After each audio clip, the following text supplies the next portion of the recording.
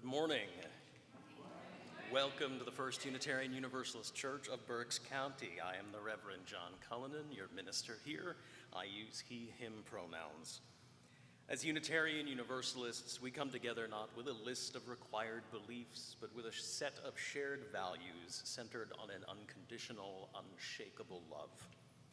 Whoever you are, whomever you love, wherever you are at this moment, here in the sanctuary or watching from home, wherever you are on your life's journey, you are welcome in this community. As we are gathering, I want to extend a special welcome to anyone visiting with us for the first time this morning. If you haven't already, please take a moment to fill out one of our green connection cards in the pews and drop it in the offering basket this morning, and then join us after the service in the Gerber room here for coffee and conversation. That green connection card will allow you to sign up for our weekly email newsletter, The Univoice, and you can also use that to ask for appointments with me throughout the week. Anyone can fill that out to request appointments or make comments or ask for anything from the congregation. If you're joining us online, please take a moment to write your name in the chat box and let us know where you are joining us from. You'll find our web address in the chat box and a link to today's order of service there. For new families and our youngest members, we have a few options for being present in worship this morning. There is our children's space at the rear of the sanctuary where Evie is there to keep an eye on things and has some activities for the kids, or you may sit in the pews with your parents. We also have a quiet nursery space just off the sanctuary through those doors, across the hallway, and you can listen to audio of the service from there if you choose to go there as well. And now let's take a moment to greet each other with a wave or a smile or a namaste. And as you do, please turn back to the red lights there and wave at the camera and welcome our online visitors as well.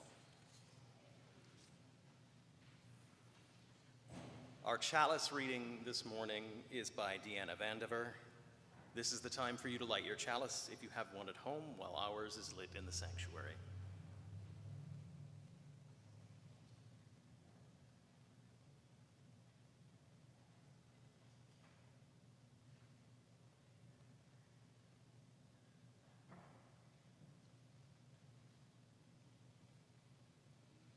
As we light a chalice, a container of earth, air, and fire, this ritual of our faith reminds our subtle and crashing about beings that we are part of a collective, a community of care and connection, courage and questions, scared and sacred together.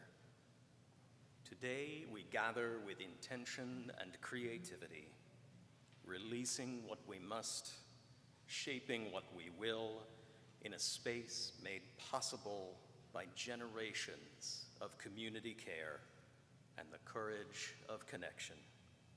Come, let us worship together on this beautiful morning. Please arise in body or spirit and join in our opening hymn number 322, Thanks Be for These.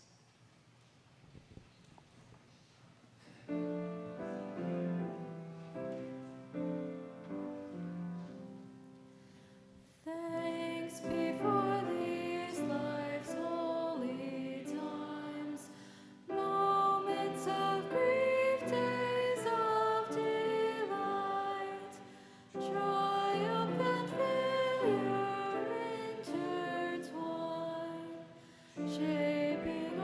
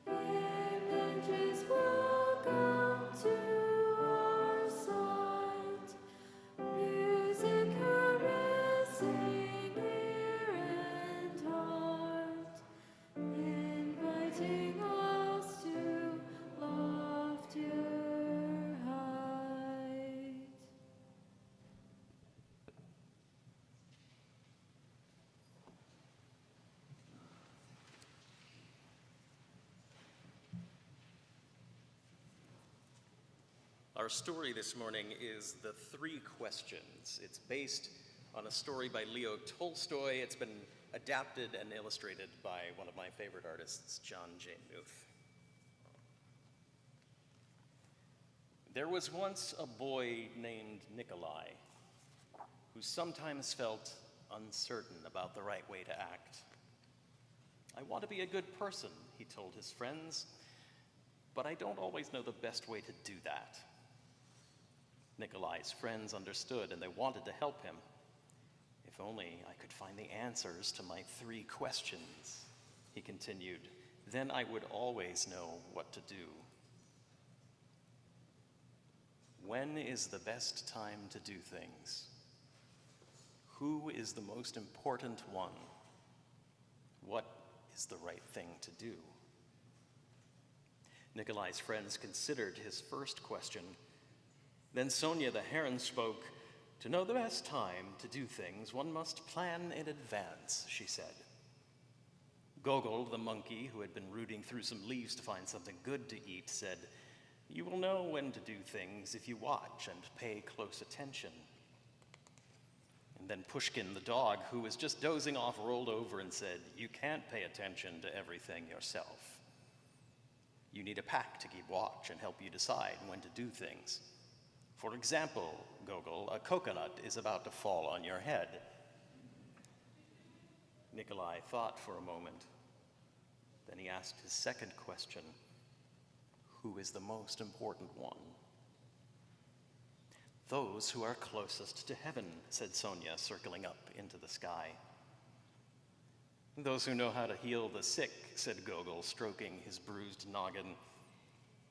Those who make the rules, growled Pushkin. Nikolai thought some more. Then he asked the third question. What is the right thing to do? Flying, said Sonia. Having fun all the time, laughed Gogol. Fighting, barked Pushkin right away. Then the boy thought for a long while. He loved his friends. He knew they were all trying their best to help him answer his questions, but their answers didn't seem quite right. Then an idea came to him. I know, he thought, I will ask Leo the turtle. He has lived a very long time. Surely he will know the answers I am looking for.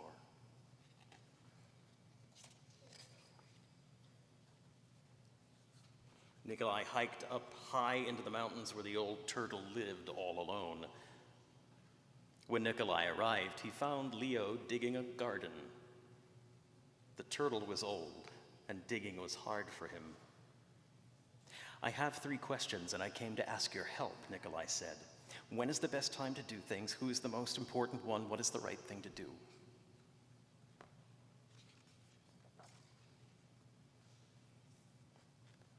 Leo listened carefully, but only smiled. Then he went on with his digging. You must be tired, Nikolai said. Let me help you. The turtle gave him his shovel and thanked him. And because it was easier for a young boy to dig than it was for an old turtle, Nikolai kept on digging until the rows were finished. But just as he finished, the wind blew wildly and rain burst from darkened clouds. As they moved towards the cottage for shelter, Nikolai suddenly heard a cry for help. Running down the path, he found a panda whose leg had been injured by a fallen tree.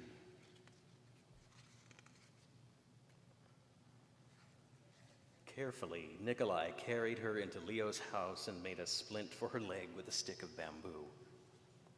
The storm raged on, banging at the doors and windows. The panda woke up. Where am I? She said. And where is my child?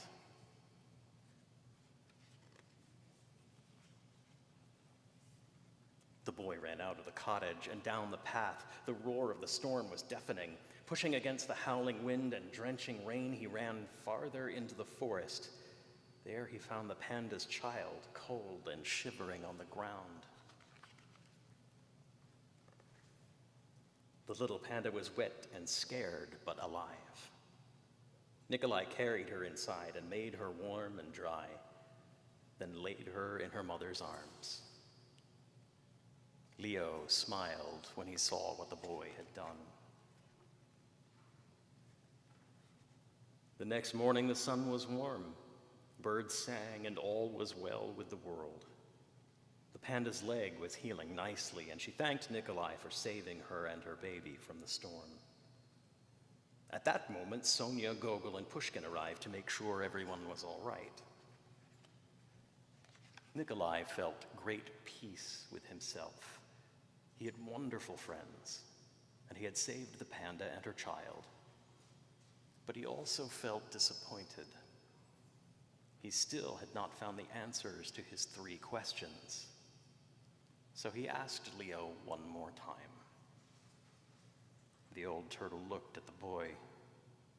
"But your questions have been answered," he said. "They have?" asked the boy. "Yesterday, if you had not stayed to help me dig my garden, you wouldn't have heard the panda's cries for help in the storm. Therefore, the most important time was the time you spent digging the garden. The most important one at that moment was me, and the most important thing to do was to help me with my garden. Later, when you found the injured panda, the most important time was the time you spent mending her leg and saving her child. The most important ones were the panda and her baby, and the most important thing to do was to take care of them and make them safe. Remember then that there is only one important time, and that time is now. The most important one is always the one you are with, and the most important thing to do is to do good for the one who is standing at your side. For these, my dear boy, are the answers to what is most important in this world. This is why we are here."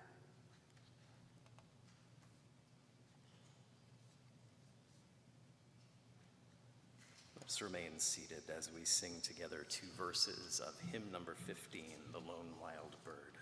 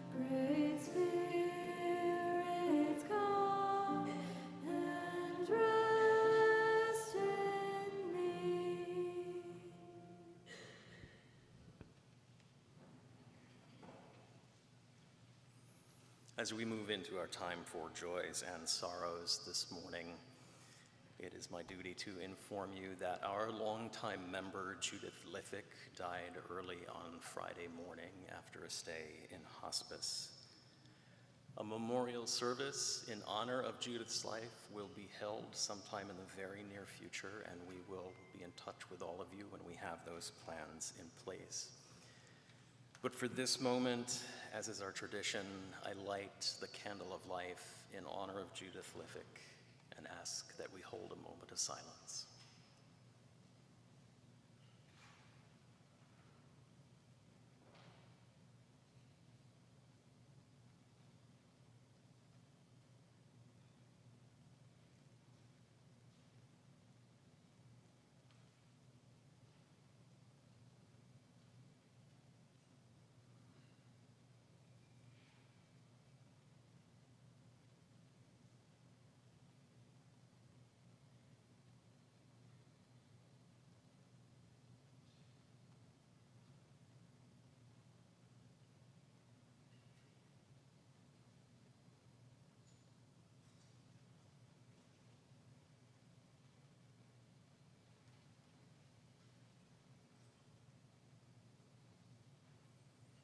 let us open our minds and our hearts to the spirit of this community. Take this moment to call to mind all who are in need of our kindness, caring, and love. Consider if there is someone in your life, even if that someone is yourself, who needs our support this week. We take this time to honor those souls. Those who are online may share your joys and sorrows in the chat box, and those here in the sanctuary are invited to come forward and place stones in our common bowl in sympathy, celebration, or solidarity. Let us sing now together Spirit of Life, first in Spanish, then in English.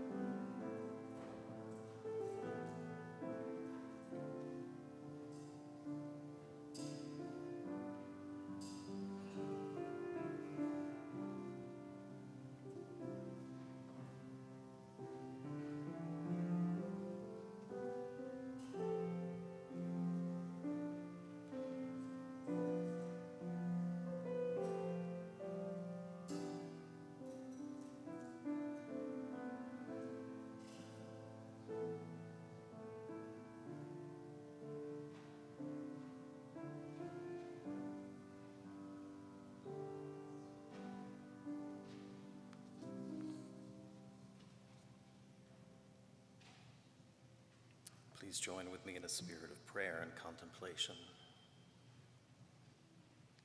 Beloved Spirit of life, gracious source of all love, we come together this morning grateful for this time out of time, which we have set apart so that we might become more fully present to our own selves, to each other, and to that which we may name as holy. May our joys be celebrated together, our wounds be healed together, our hearts be opened together. We give thanks this day for the gifts and the graces, large and small, that we have received this week. We rejoice in the love that binds us together and that has called us here again to be present with one another. We acknowledge, too, those times where we have felt an absence of grace and gifts in our lives. We come into each other's loving presence with a need to cry out for help. May the source of love give us the strength to speak our needs and to speak out for the needs of others. May the Spirit of life give us the vision to meet the world as it is and the faith to create the world we hope to see. For these and for all our joys and sorrows, both spoken and held silent in our hearts, we offer this prayer in the names of those known and unknown, present and absent, remembered and forgotten, in the names of all the helpers of humankind. Amen. Let us be together in silence.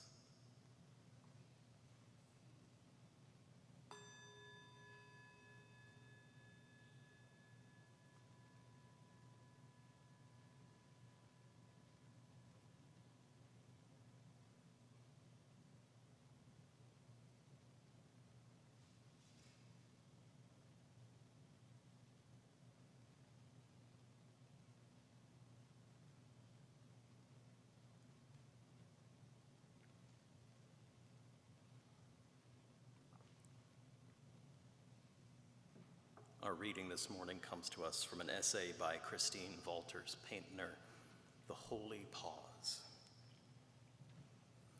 We are all suffering from time poverty in a culture that worships productivity and accomplishments. We become hostage to our calendars. In his book, Time Wars, Jeremy Rifkin says, "We have surrounded ourselves with time-saving technological gadgetry only to be overwhelmed by plans that cannot be carried out, appointments that cannot be honored, schedules that cannot be fulfilled, and deadlines that cannot be met. What is the purpose of managing our days more efficiently if we don't understand the meaning of our days? Despite all of our time-saving tools and gadgets, the truth is we need less and less conscious attention to complete the tasks of our day. If anything, we are tempted to multitask, to get as much done as possible at one time, so we are never truly present to any one thing that we are doing. Jacob Needleman, in his book Time and the Soul, writes that most of us are like what the Tibetans call hungry ghosts. Not really existing, not present to life, obsessed with hurrying and doing things right away. But right away is the opposite of now, the opposite of the lived present moment in which the passing of time no longer tyrannizes us. He goes on to say that the hungry ghosts continue to starve by hungering only after a false illusion of more hours and more days, when what we really hunger for is the present moment. I recognize that I could live 1,000 years, but if I am not present to it, I will still feel the dissatisfaction and absence of meaning to the end of my days.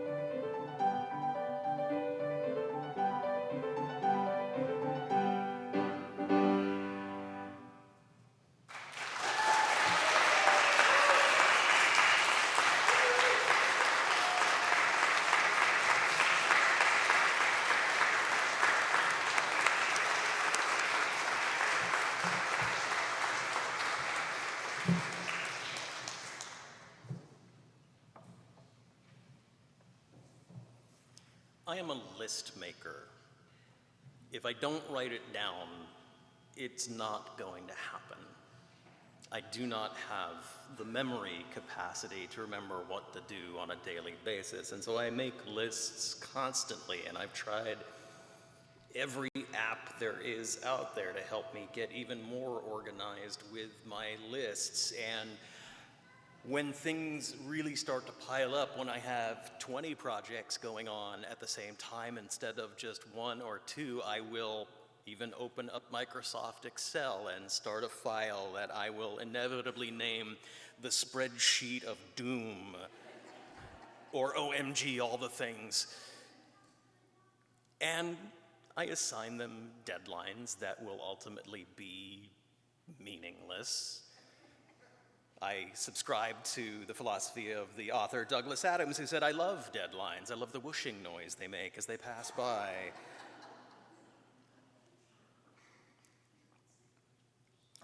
But as organized as I try to stay with the lists, when they pile up enough, the question I am often left with and the feeling I inevitably have is this: am I managing my tasks, or is my to-do list managing me? What happened to all my time? When the pandemic arose and we all went into lockdown, that feeling hit me the hardest. All of a sudden I found that the demands of the world started to rush in with gusto to fill in all that free time I supposedly had because I was home all the time now. The advertising that was pushed at me on Facebook and on television started to tell me what it was I should be doing with all of that free time I had all of a sudden. Hey man, write that novel. Bake some sourdough bread, learn a new skill, paint a picture, create something. Hey, and while you're at it, try a new diet, sculpt your perfect body, exercise at home, go, go, go. From all of this advertising, there were two distinct messages that I received. First and foremost, of course, buy our stuff so we can help you fill that time and do these things. But second, and more insidious in a way, was a message that said this: hey, make something out of yourself, why don't you?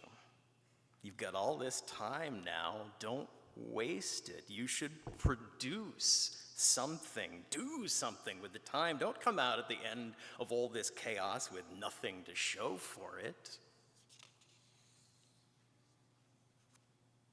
No, in the early days of the lockdown era, when all that time at home still felt like a novelty and the patina of the shiny and new was still somewhat enjoyable in a really weird way, I'll confess to you that I bought into that call to do something, to produce something, to not waste my time.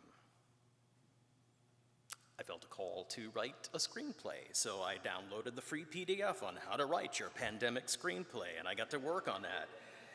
And at the same time, I thought maybe I would dip my toes back into art a little bit with some assistance, and so I bought myself a paint-by-numbers kit that was going to let me make a lovely London street scene, and I jumped into these projects with gusto for all of about a day or two. But it didn't take long for all of that enthusiasm to just drain away. Because it turned out that living through that time of great stress and great anxiety, when so much of my mental energy was spent just feeling like I was trying to survive emotionally, physically, spiritually, meant the work just ate away all of that creative energy. And it also turned out my soul just wasn't being recharged by doing the things I thought it was I should be doing in all of that free time. And still today, 5 or 6 years later, friends, all I have to show for my initial attempts at trying to make something of myself in lockdown are 5 pages of a screenplay and a very sparsely covered canvas. I haven't touched them much at all. I haven't picked them up really since then. And yet, despite my awareness that the anxiety and the stress of those times and of these times saps my creative energy. The message still persists from the outside world. Write that novel, bake that bread, paint something, dye it, sculpt your body, go, go, go, produce something. Don't waste this time. And the message repeats so often, and I take it in so much, it becomes very easy to internalize and embody it. And rather than listening to the messages of advertisements and the demands of the world around me, I turn into my own enforcer on the treadmill of doing. My God, I'm wasting my time. Oh no, I'm wasting my life. I should really be doing this thing that I am not enjoying doing at all. What is wrong with me? And before I know it, I find that I have been injecting even more misery and agony into myself on top of all that stress and anxiety the outside world is building up in me.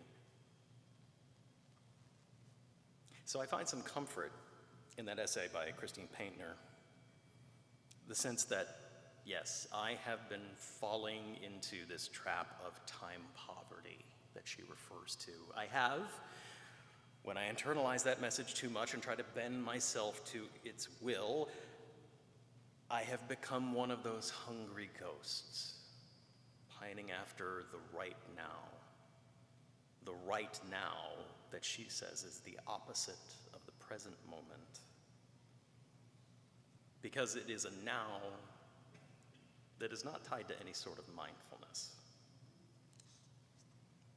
But when I can be mindful, when I can quiet the voices down and hold them at bay a bit, when I can get into that moment of stillness to just be with myself, to remember who I am and who it is I'm called to be, I realize that what I'm worrying about most in those moments isn't really the time that I'm supposedly wasting, not the free time that I am, by some other definition, frittering away.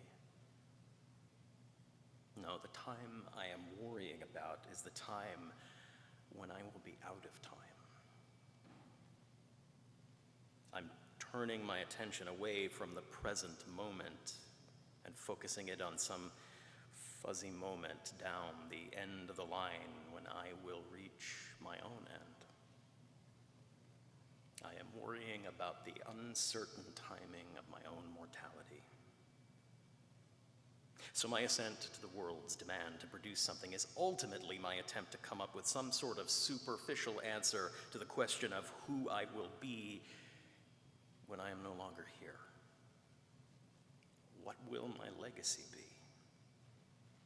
I'm wondering deep down in the heart of it all, will I even matter if I don't leave behind some great work of art or literature when I go? And when I grasp onto that realization, I find I can separate myself from the worry about the subject of legacy. And instead of separating myself from that worry, I can latch onto how we remember those who have passed before us. How it is that we share the pieces that we carry of one another's souls with each other when we gather together for a memorial service, for example, how we focus most of our time on storytelling and remembering the wholeness of the person who has passed, offering up the pieces we carry to get a whole picture of the person, or as complete as we can make it. Now, when we share those memories, do we remember the things that they produce, the paintings, the art, the papers, etc.? Of course we do, yes. That is part of the whole story. But it's only part of the story. And when we come to the end of all of the storytelling, we find the most of the remembering of the person centers on the experience of that person's mere presence with us, the time they have spent with us, the moments when it was just a loved one and ourselves together in a moment of here and now. What's the right thing to do, and when is the right time to do it, and who is the most important one? I can grasp onto that, when I can really picture what the stories that will be told about me at the end might look like in that light, I find I can begin to cease the shoulding of myself into misery. I can hold off the unwarranted demands of the world just a little bit longer. In the years since we all engaged in that great pause on life, I found myself constantly working to remind myself that the only thing I owe the world, despite its demands on me, is the presence of my whole self in the here and now. Because we are not objects put here for use towards others' ends. We are subjects in our own rights, subjects of our own stories. We are not products placed here for possession or consumption. You, your body, your mind, your soul, you are not a product.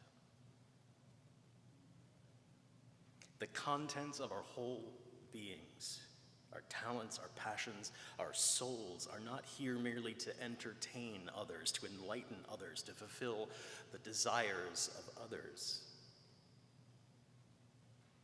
We owe no one that loaf of bread or that painting or that novel. We owe nobody six-pack abs or a dissertation on Chaucer, unless it is in the doing of these things that we come to find our own sense of wholeness. We owe no one the products of our being, unless it is in the doing of the thing that we can truly be here now, truly get out of the right now and into the present moment.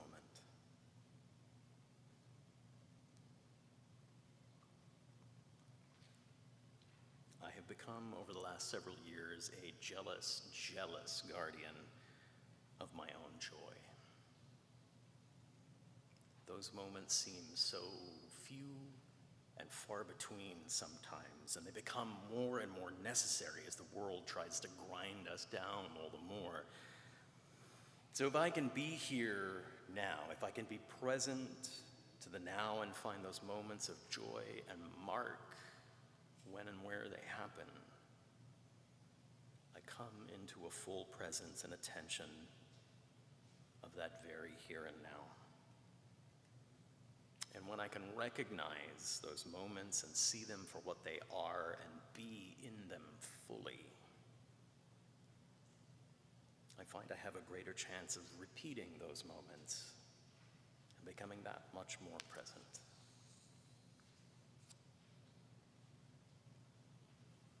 And so as we approach another point in our church calendar that we can dedicate to the thought of new beginnings, I pray that we might find our own sense of presence and the strength to hold the shoulds of the world at bay, just for a little while, so that we can find a way to be here now and give to the world our joyful presence and attention, the fullness of our beings, which is ultimately the only product that matters. May it be so.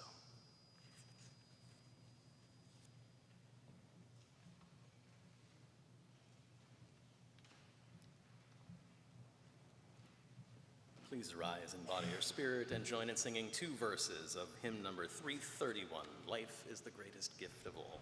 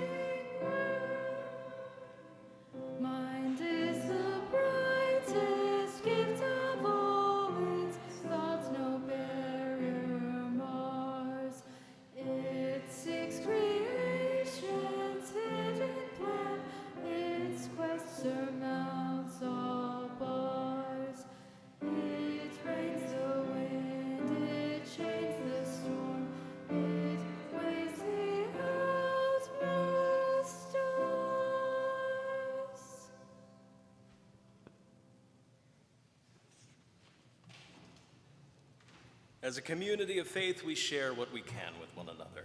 We offer ourselves through the ministries of this church by giving to and receiving from one another. One of those gifts is our financial resources. Your generosity makes it possible for us to live out our principles in our church and beyond our doors, keeping hope and courage, forgiveness and compassion alive.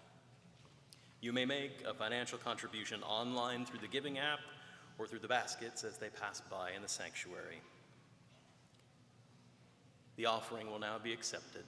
May what you give bring you joy and into deeper relationship with this community.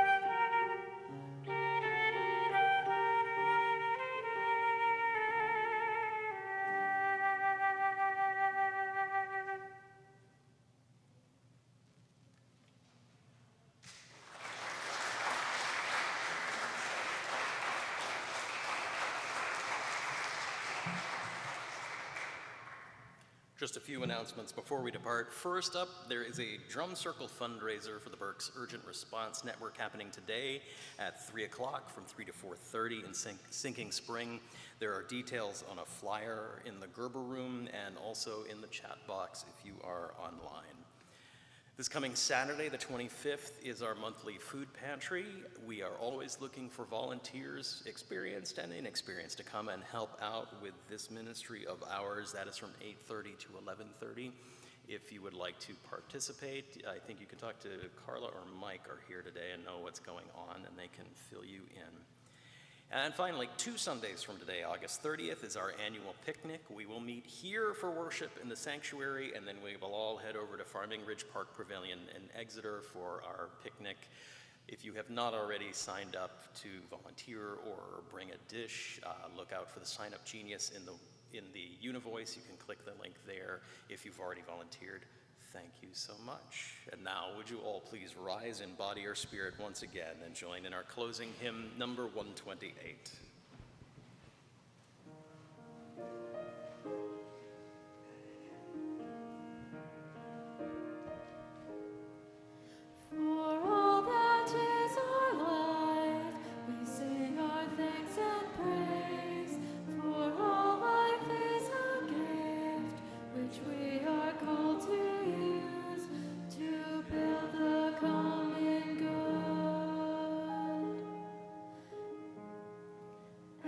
Make our own days glad.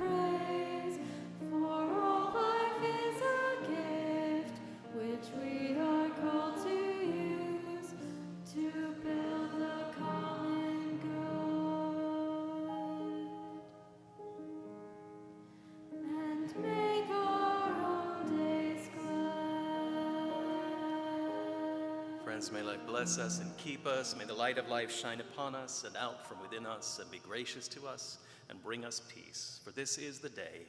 This is the one wild and precious life we have been given. So let us all find a way to rejoice and be glad in it. Go in peace.